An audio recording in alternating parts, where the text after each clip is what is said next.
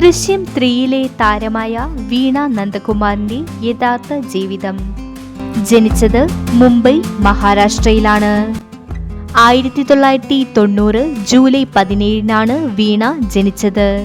വയസ്സ് 35. മോഡലിംഗിലൂടെയാണ് നടി സിനിമയിലേക്ക് അരങ്ങേറ്റം കുറിക്കുന്നത്. ആദ്യ സിനിമ കടം കഥ. എന്നാൽ 2019 ഇറങ്ങിയ കെട്ടിയോളാണിന്റെ മാലാഖ എന്ന സിനിമയിലൂടെയാണ് വീണ പ്രശസ്തി നേടിയത്. പിന്നീട് ഭീഷ്മപർവം, ബോഗൻവില്ല എന്നീ സിനിമകളിലും അഭിനയിച്ചു. ദൃശ്യം 3-ലെ ജേർണലിസ്റ്റ് എന്ന പ്രധാന വേഷവും ചെയ്തു. അച്ഛൻ നന്ദകുമാർ, അമ്മ ഇന്ദിര നന്ദകുമാർ. മുംബൈയിലെ സെന്റ് തെരേസ കോളേജിലാണ് സ്കൂൾ കാലഘട്ടം വീണ പഠിച്ചത്. യൂണിവേഴ്സിറ്റി ഓഫ് മുംബൈയിൽ BA ഇംഗ്ലീഷ് ബിരുദം നേടി. വീണ ഒരു ബാങ്ക് ഉദ്യോഗസ്ഥയായിരുന്നു. നടി ഇതുവരെയും വിവാഹം കഴിച്ചിട്ടില്ല.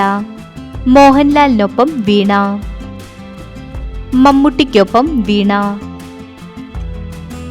കൂടുതൽ വീഡിയോസിനായി ചാനൽ സബ്സ്ക്രൈബ് ചെയ്യൂ.